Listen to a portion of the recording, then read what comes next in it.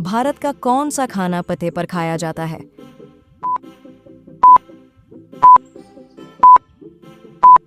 South Indian खाना, डोसा वगैरह। वो पाकिस्तानी चीज जो शादी में तोहफे के तौर पर दी जाती है।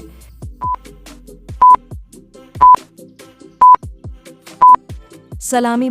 भारत में सूरज को खुश करने के लिए कौन सा त्योहार मनाया जाता है?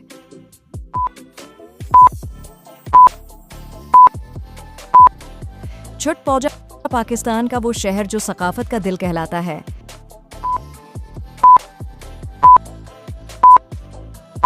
लाहौर। भारत का वो शहर जो फिल्मी दुनिया के लिए मशहूर है।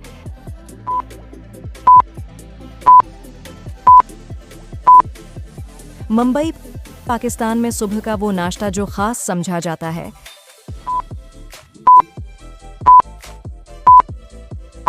हिलवा पूरी।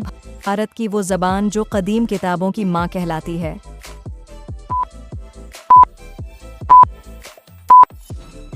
संस्कृत। पाकिस्तान की कौन सी रवायत ईद को खास बनाती है?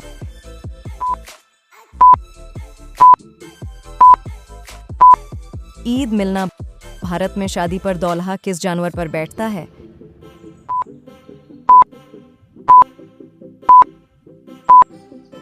घोड़ा।